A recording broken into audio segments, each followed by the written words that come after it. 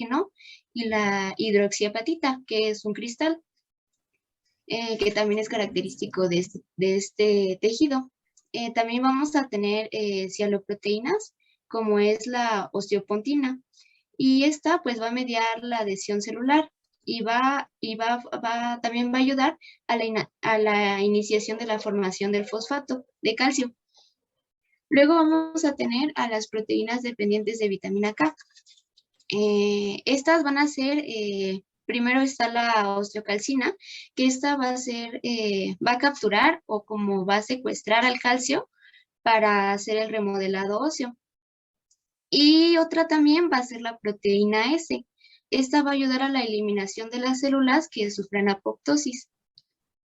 En cristales, pues tenemos a la hidroxiapatita, y en factores de crecimiento y citocinas, estas van a ser proteínas reguladoras, y pues vamos a tener, por ejemplo, al factor de crecimiento similar a insulina, al factor de crecimiento tumoral alfa, y interleucinas como la 1 y la 6.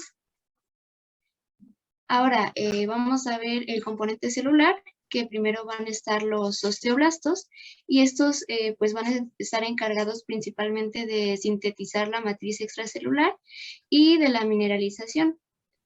Luego vamos a tener a los osteocitos, que estos se van a dividir en formativos, latentes y resortivos. Después de estos van a estar los osteoclastos, que estos van a ser unas células multinucleadas y que van a estar presentes donde se necesita ser eliminado el hueso. Luego vamos a tener las células osteoprogenitoras, que pues van a dar lugar a todas las demás, y finalmente a las células de revestimiento óseo, que las vamos a poder encontrar en el periósteo y endosteo. Ahorita me van a entender un poco más de qué lugares estoy hablando. Y sí.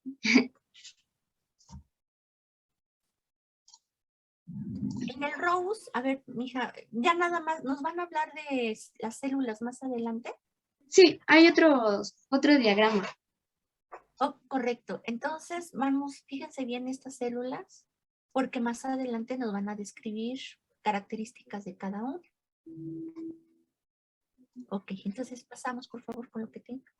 Bueno, ahora este diagrama les va a ayudar un poquito a identificar más las partes del hueso, que pues para empezar vamos a tener al tejido óseo compacto, que va a ser toda esta línea negra, y pues de ahí nos va a servir como base para poder guiarnos en todos los demás.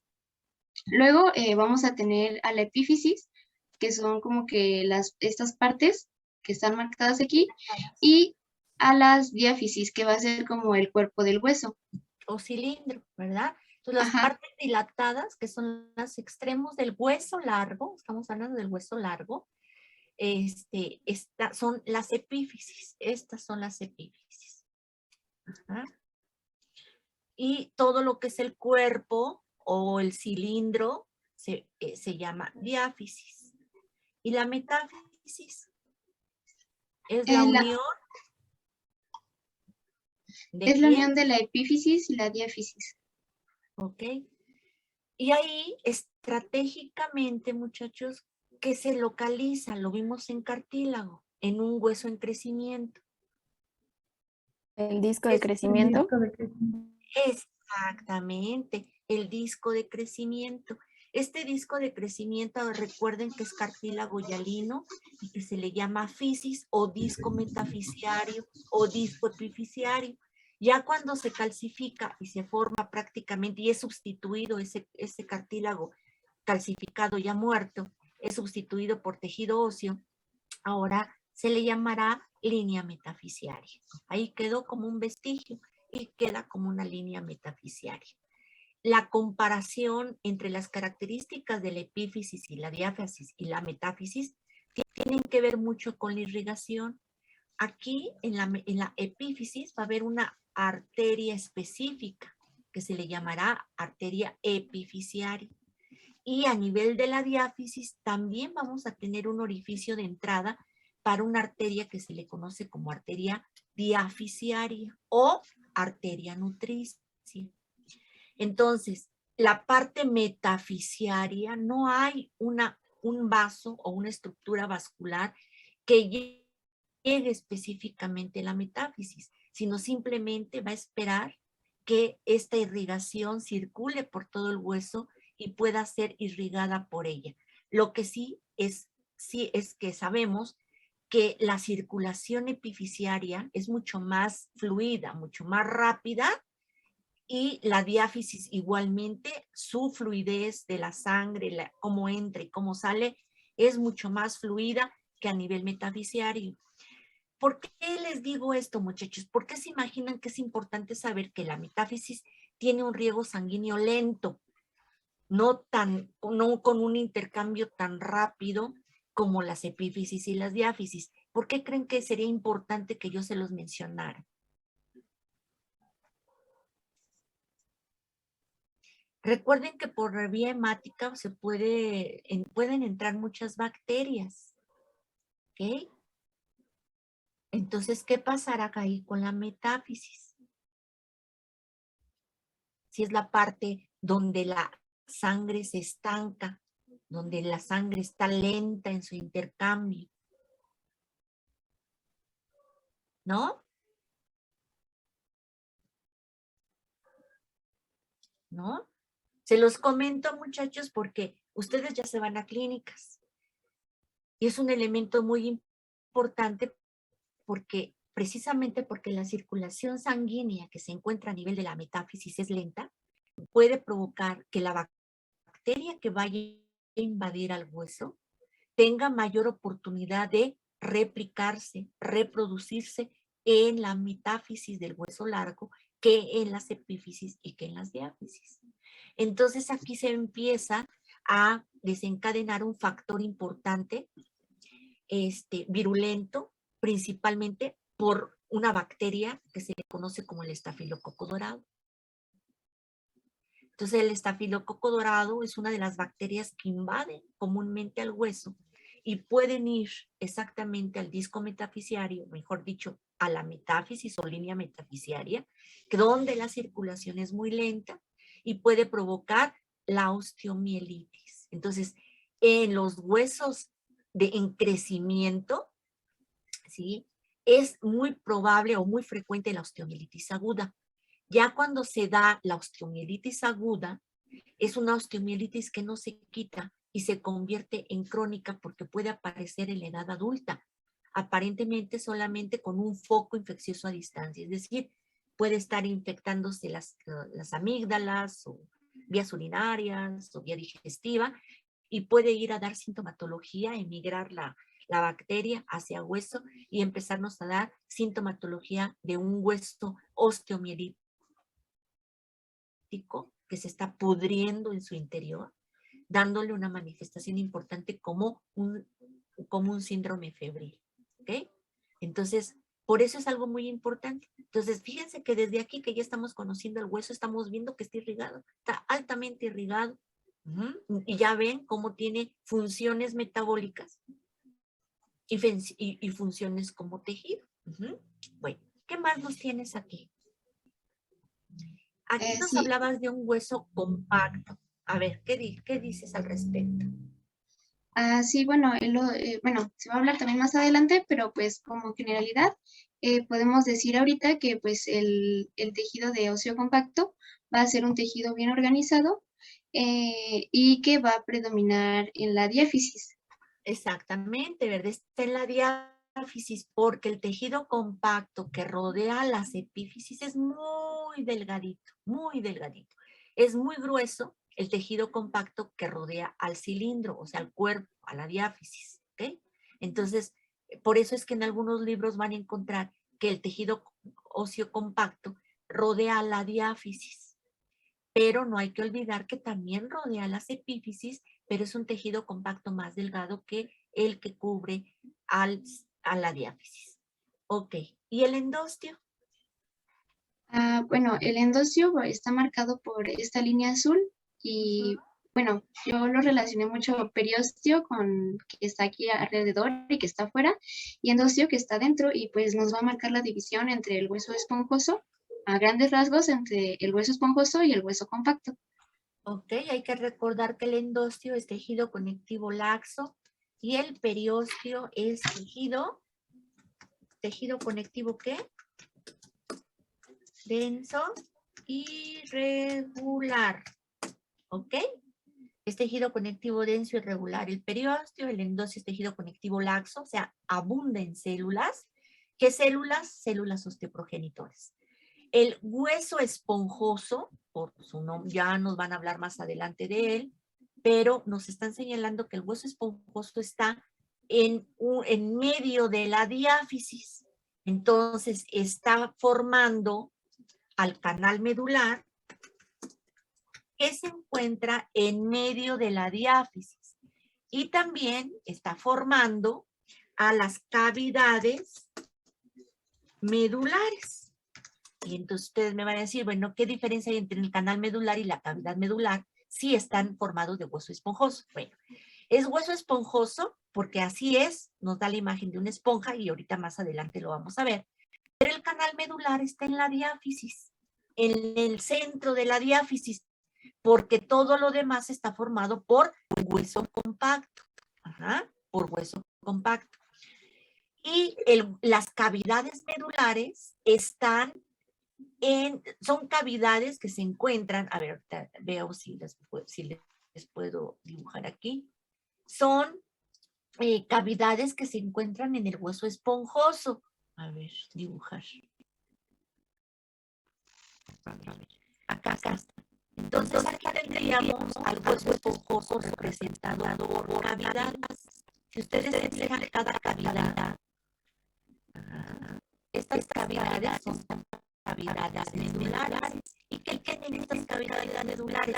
Entonces, hagan de cuenta que tienen una alfombra, un recubrimiento de células endóficas, que son células vasoprogenitor, y todos esos canales o cavidades medulares están recubiertos por endosio y van a acumular sangre. Por eso es que cuando nosotros comemos un huesito cocido de pollo, las epífisis son muy planitas en comparación a la diáfisis, porque la diáfisis abunda en huesos compactos y las epífisis abundan en huesos esponjosos, así de que las podemos triturar con mucha facilidad.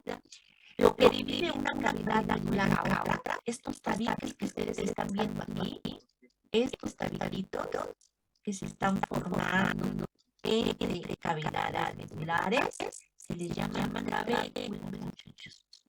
Trabéculas. Por eso es que al hueso esponjoso también se le conoce como hueso trabecular. ¿Sí? Trabecular. Entonces, el hueso esponjoso tiene trabéculas y tiene cavidades medulares. ¿Ok? Y el hueso compacto, como su nombre lo dice, está muy compacto y está formado por laminitas. Muchas láminas que lo hacen ser un hueso denso, un hueso pesado, pero a diferencia del hueso esponjoso, un hueso duro. ¿Ok? Más duro que el esponjoso. Ok. Bueno, pues entonces ya, así quedó. ¿Alguna pregunta aquí? ¿Nada? Lo seguimos, por favor. Bueno, sí, y del periósteo vamos a tener que, pues, como va a ser un tejido conectivo denso y irregular, pues va a abundar en fibras. Entonces, pues va a tener primero una fibra extensa de fibras, abajo va a tener capas osteoprogenitoras y va a tener unas fibras que se llaman fibras de Charpey, que pues, se van a encargar de sujetar el periósteo a la superficie del hueso. Y ya, creo que ya. Bueno, aquí está nuevamente, pero pues es lo mismo que expliqué en la parte anterior, solo que aquí ya está sacado pues del libro. Entonces, pues me lo voy a saltar. Vean ustedes ahí la cavidad medular, el canal medular. Ajá, el canal medular ahí está formado por hueso esponjoso, ¿sí? Y vean qué contiene el canal medular, pues la médula ósea. Ajá, no vayan a confundir médula ósea con médula espinal, ¿no? Es médula ósea. Entonces, esta médula ósea son lagos hemáticos, lagos de sangre, que conforme vamos creciendo, esta estos lagos de sangre se van convirtiendo en lagos o en depósitos de grasa. Por eso es que la médula ósea aquí está representada en forma de amarilla, porque son depósitos de grasa. Y conforme las necesidades, si sufrimos un accidente y hay hemorragia, la médula ósea tiene la posibilidad de convertirse en médula roja para proveer esas células hemáticas que se están perdiendo. Por eso es un órgano hematopoyético. Bueno, seguimos. Sí, bueno, ahora voy a hablar sobre las células que conforman el tejido óseo. Primero vamos a tener a las células osteoprogenitoras que pues van a dar origen a todas las demás y pues estas se van a dividir en los osteoblastos. Y perdón, antes, las células osteoprogenitoras se encuentran en el endostio. Y Y periostio. el endostio, y en el endostio, ¿en dónde más? Recubriendo las cavidades medulares, o sea, las cavidades medulares tienen células osteoprogenitoras, cavidades medulares, y también están presentes en dónde más, que eso ya lo saben ustedes, que las llamamos en el cartílago condrógenas o condroprogenitoras. ¿En dónde están esas células en el cartílago? Las condrógenas. En la capa interna, ¿de quién? Del periósteo. Ajá. Entonces, fíjense dónde están. De inicio, ya están viendo que las células osteoprogenitoras abundan en el hueso, independientemente si estamos jóvenes o ancianitos. Entonces, las células osteoprogenitoras son células con un poder mesenquimatoso y que pueden ser transformadas a osteoblastos. Entonces, el endostio, capa interna del periósteo, y en otro lado importante que es recubriendo los conductos vasculares. ¿Qué es un conducto vascular? Un conducto vascular. Fíjense hasta dónde están estos. El conducto vascular, muchachos, ¿se acuerdan que nos pintaron aquí el huesito y entraba un vaso? ¿Ok? Bueno, de aquí, antes de que entre el hueso, es un vasito. Pero cuando entra el hueso, se forma un túnel. Hagan de cuenta como si ustedes metieran un dedo en una plastilina. Sacan ustedes el dedo y ¿qué queda? Un túnel, ¿verdad? Queda ahí un conducto. Entonces, ese conducto es de colágena, pero la matriz está calcificada. Entonces, hagan de cuenta que ese conducto vascular es de matriz calcificada. Está duro, es como un túnel. ¿Qué va a pasar en ese túnel? El vaso. Pero el túnel va a estar recubierto y tapizado por células osteoprogenitoras. Entonces, vean, en todos lados están en el endostio, están en las cavidades medulares, está en la capa interna del periósteo y está recubriendo los conductos vasculares. ¿Se fijan? Entonces, díganme si no tiene una fuente importante de osteoblastos, de origen de osteoblastos del hueso. ¿Se fijan? Ok. Entonces, a ver, ya, ahí le borramos y seguimos con la siguiente diapositiva. Sí, bueno, luego siguen los osteoblastos, que las células osteoprogenitoras van a dar lugar a los osteoblastos y pues estos se van a encargar principalmente de producir la matriz extracelular y pues para ver los siguientes pues tenemos que comprender que cuando los osteoblastos se quedan atrapados en sus propias secreciones se van a convertir en osteocitos. Con sus propias secreciones. Un osteoblasto, fíjense bien, un osteoblasto atrapado en una matriz de calcio se llama osteocito. ¿Sí? Entonces, los osteoblastos, ¿dónde están? Ah, pues están rodeados de una matriz orgánica, de una matriz blanda que aún no se calcifica, ¿ok? Entonces, esa matriz orgánica, esa matriz blanda que aún no se calcifica se llama prehueso, o también llamado matriz ostioide, o también llamada matriz orgánica. Recibe muchos nombres. Los más conocidos son estos que les acabo de dar. Prehueso, matriz orgánica o matriz ostioide.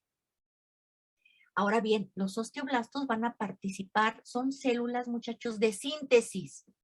Producen matriz extracelular. ¿Producirán calcio? No, el calcio viene en la sangre y el calcio es el que se va a precipitar en el hueso. Pero el osteoblasto es el encargado de producir y sintetizar elementos que me van a ayudar a que el calcio se precipite.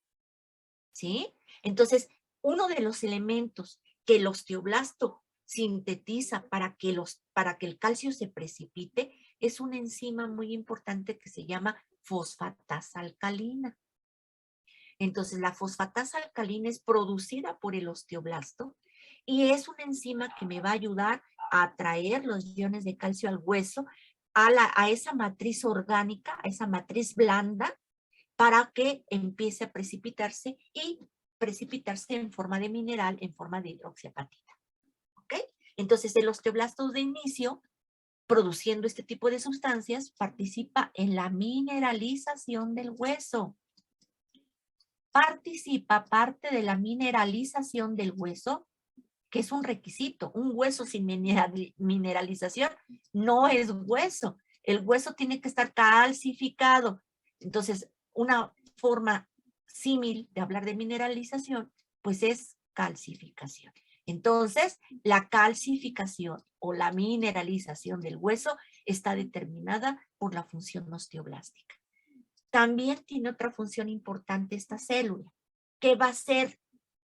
Va a sintetizar matriz, ya lo dijimos, y si sintetiza matriz, va a participar en la osificación del hueso, o sea, participa en la osificación. ¿Y qué es la osificación? Pues es el origen del hueso, participa en el origen del hueso. No podemos tener un hueso si no hay presencia de célula osteoprogenitora y lógicamente de osteoblasto. Entonces, la célula osteoblástica me va a determinar la síntesis de una matriz que futuramente se va a calcificar. Ese proceso donde aparece el primer osteoblasto y su síntesis correspondiente se llama osificación. En todos los huesos de nuestro cuerpo hay osificaciones, pero en distintas etapas. Por ejemplo, el escafoides de la mano se calcifica o se osifica a los 3 años de edad. Antes de esa edad, podemos decir que hay ya sea tejido conectivo o ya sea cartílago. Entonces, cuando aparece un osteoblasto y su síntesis correspondiente de matriz orgánica, se conoce como centro de osificación. Ya viendo uno, ahí sí se arranca todo el proceso y donde se va y viene ya la calcificación, se viene la réplica celular, aparecen los osteocitos, los osteoplastos y se viene una cascada de eventos que más adelante nos van a decir. Pero ahorita que quede importantemente establecido que participa en la mineralización y calcificación, en la osificación y en qué más. A ver, René, ¿tienes alguna pregunta? Sí, doctora. ¿Cuáles eran los otros nombres que recibía? ¿Cuál? ¿La Es matriz? que, ¿La matriz? sí, ¿La matriz orgánica? no, creo que mencionó algo de los osteoblastos que también tenían otros nombres. No, el osteoblasto, cuando aparece el primer osteoblasto y la síntesis de él, o sea, de matriz orgánica, se habla como centro de osificación. ¿Sí? Centro de osificación. ¿Cuántos centros de osificación vamos a tener en nuestro cuerpo? Primarios y secundarios. Y más adelante, cuando nos hablen de osificación, los vamos a recordar. ¿Ok? Pero bueno, participa en la osificación. ¿Hasta aquí quedó bien? Seguimos con osificación. Después de osificación, otro otra forma de participar o de función del osteoblasto es la remodelación. ¿Se acuerdan que les dije que un huesito así como nacemos? No crean que así se queda. El huesito se remodela. Cuando nosotros hablamos de remodelación, es que estamos cambiando estructuras viejas por estructuras nuevas. Hacemos una remodelación en casa. A lo mejor estoy pintando, estoy parando una pared, estoy acomodando las cosas para que funcionen de una manera mejor. Entonces, la remodelación es el cambio interno y externo del hueso para que tenga mejores funciones. Ajá.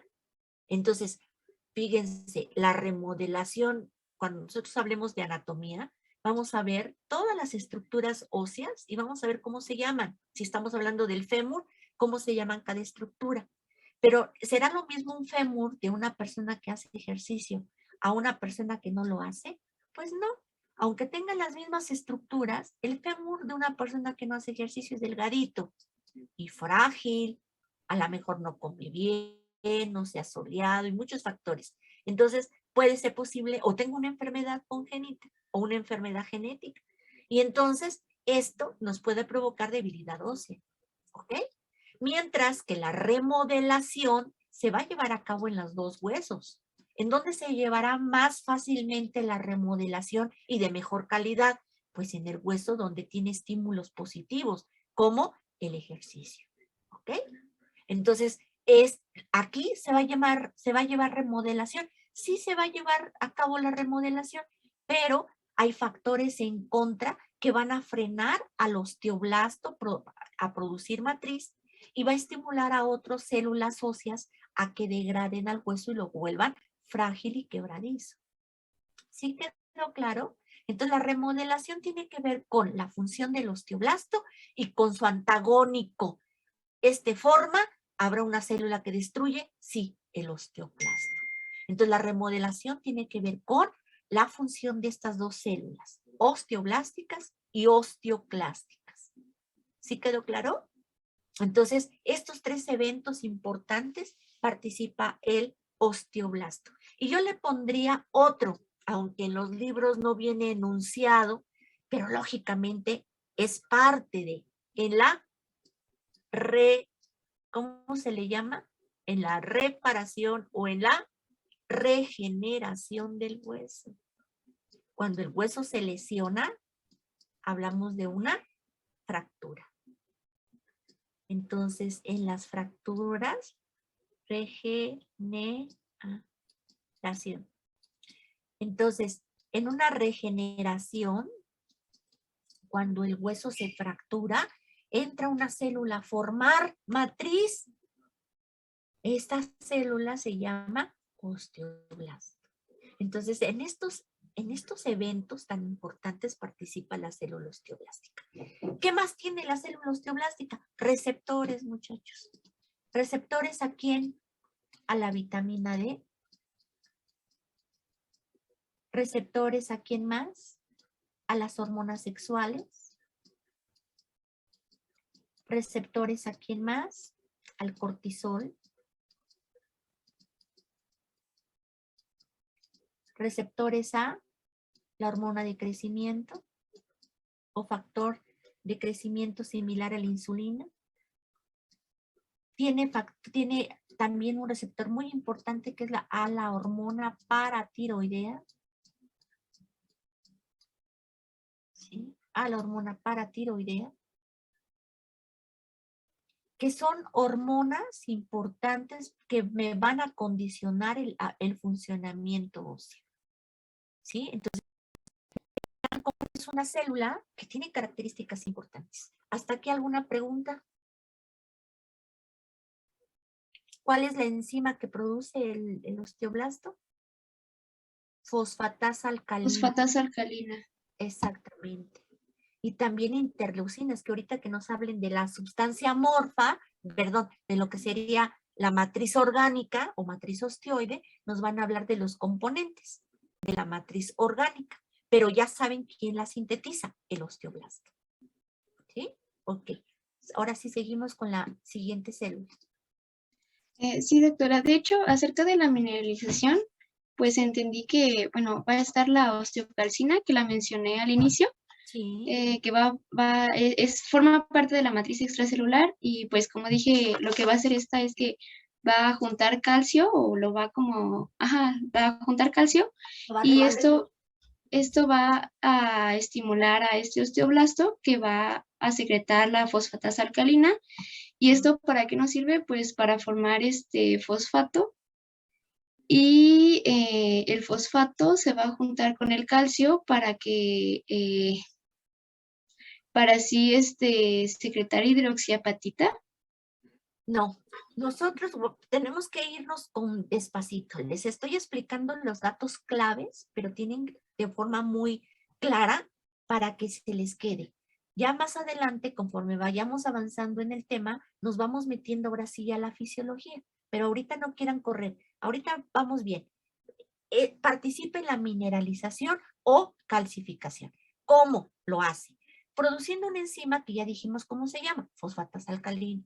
Produciendo otras sustancias que van a ayudar a la calcificación de esa matriz orgánica, sí, como cuál, la osteocalcina. La osteocalcina es una glucoproteína de adhesión. Y entonces, ¿qué hace? Adhiere al calcio y lo precipita en forma de hidroxiapatita. ¿Sí?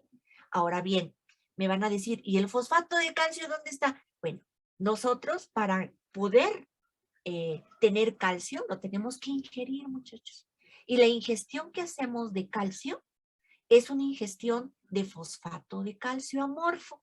Entonces, nosotros al momento que ingerimos el calcio, lo ingerimos gracias a que se junta el otro ion que es el fósforo e ingerimos fosfato de calcio. Ya en nuestro metabolismo, cuando hablemos de metabolismo de calcio y fósforo, vamos a ver dónde se absorbe, cuál es el mecanismo de absorción, qué es lo que pasa ahí. Pero ahorita que quede, ¿participa el osteoblasto en la mineralización? Sí, ¿cómo? Contribuye a la síntesis de enzimas. ¿Cómo? ¿Con cuál? Fosfatasa alcalina. ¿Y qué glucoproteína también me ayuda a la calcificación? La osteocalcina. Ajá. Ok, hasta ahí estamos bien. Ahora sí, nos pasamos a la siguiente célula. Eh, Osteocitos. Bueno, ahora siguen los osteocitos, que pues estas ya van a ser las células óseas maduras y pues estas es muy importante destacar que pues no se dividen. ¿Tienes alguna otra información de ellos? Sí, más adelante tengo otra tabla. Ok. Los osteocitos se van a dividir en tres. En Resortivos, formativos, en latentes y resortivos. latentes y formativos. Correcto. Entonces, los osteocitos de inicio son tres tipos. El resortivo, que como su nombre lo dice, resorbe y hace lisis de la matriz calcificada. ¿Por qué? Porque el osteocito es un osteoblasto rodeado,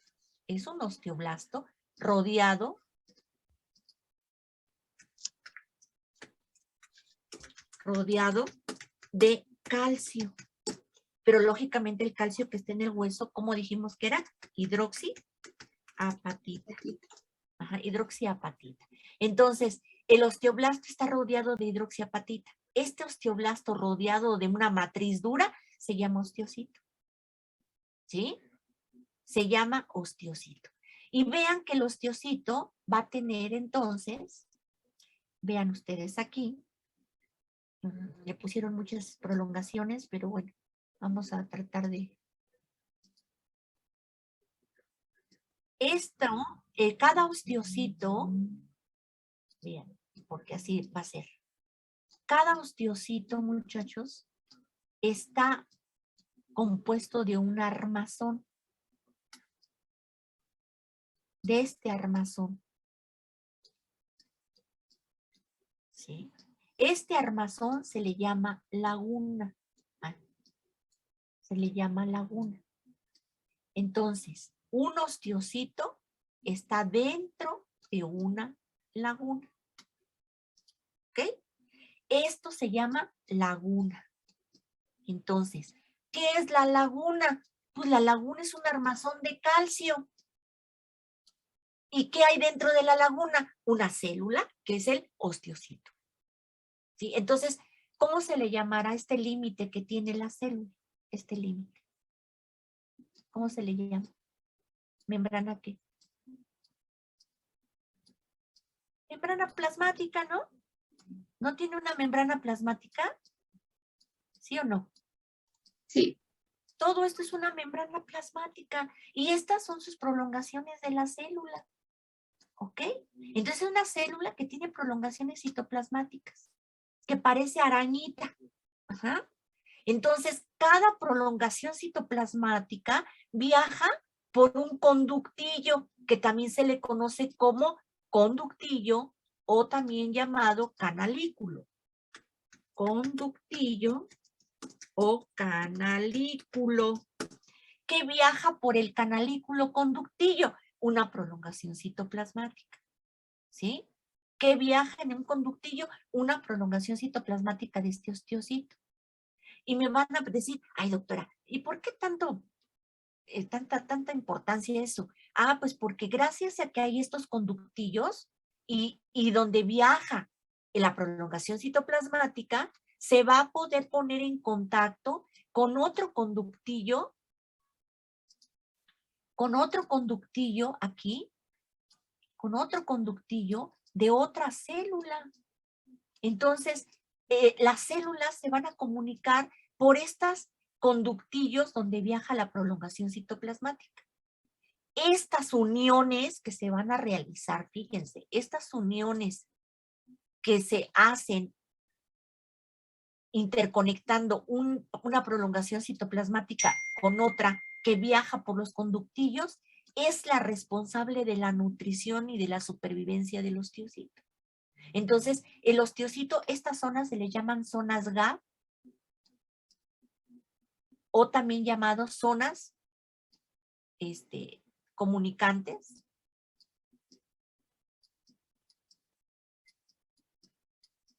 O también llamadas zonas de nutrición o de intersticio.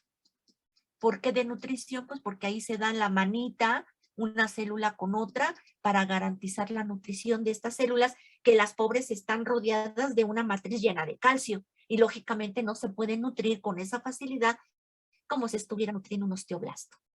¿Sí? ¿Sí quedó claro? Entonces, ahí esos conductillos o canalículos donde viaja la prolongación citoplasmática del osteocito se van a unir con otras prolongaciones citoplasmáticas garantizando la nutrición de la célula. Pero déjenme decirle, ahí no queda todo. Vean, fíjense, de la laguna hacia la membrana citoplasmática, se los voy a poner en rosita o en puntos rosas, todo esto, muchachos, que están viendo aquí, que es lo que queda entre las paredes de la laguna y la membrana citoplasmática del osteocito, se le llama espacio periosteocítico. Espacio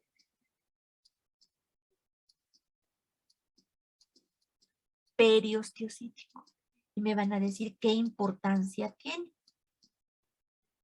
¿Qué importancia tiene este espacio? Bueno, el calcio que está rodeando al osteocito va a sufrir resorción, muchachos, destrucción dentro de su proceso fisiológico del hueso. Por lo tanto, el calcio puede meterse a estos espacios, que es el espacio periosteocítico. Igualmente puede absorber agua el osteocito a través de estos espacios periosteocíticos y puede absorber 1 litro, casi 1,5 litros de agua. Es lo que tiene el hueso absorbiendo agua a través del espacio periosteocítico. ¿Cuánto de calcio puede manejar? 20 miligramos de calcio por día, solamente en este espacio periosteocítico. Entonces, el intercambio de calcio en el hueso hay 2 maneras. Uno lento, que es decir, uno que se va cultivando con el tiempo, y otro intercambio rápido. ese intercambio rápido del hueso ante necesidades urgentes del cuerpo, porque yo quiero calcio, ¿a quién va a ir a molestar? Al osteocito, específicamente el espacio periosteocítico. Quiero calcio, órale, rápido. ¿En qué situaciones? Pues por ejemplo, puede ser en una situación donde el calcio se tiene que absorber porque hay mucho en el cuerpo. En una dieta, en una comida postprandial, o sea, cuando nosotros hemos ingerido leche, queso, tenemos el calcio hasta el tope, pues porque si no nos vamos a morir de una hipercalcemia. O al contrario, de una hipocalcemia, ¿no? Cuando tenemos el calcio muy bajo. Entonces, ¿qué necesitamos? Pues un aporte de calcio. Entonces, puedo administrar calcio o con alto de calcio al paciente en caso de que exista una hipocalcemia severa, que ponga en peligro la vida del paciente. Y entonces, el hueso trabaja con estos 20 miligramos, con este 1,5 litros de agua, en este espacio periosteocítico para regular los niveles de calcio. ¿Qué pasó, Carpi? Doctora, perdón, es que me perdí. A Me ver. perdí desde ¿cómo? Bueno, desde la laguna. Es que ya no supe, solo supe que empezó a decir de la laguna y de la No, membrana plasmática, pero ya no, después me perdí de la comunicación de nutrición y después que se comunicaba con otra y ahí ya me perdí. ok, no lo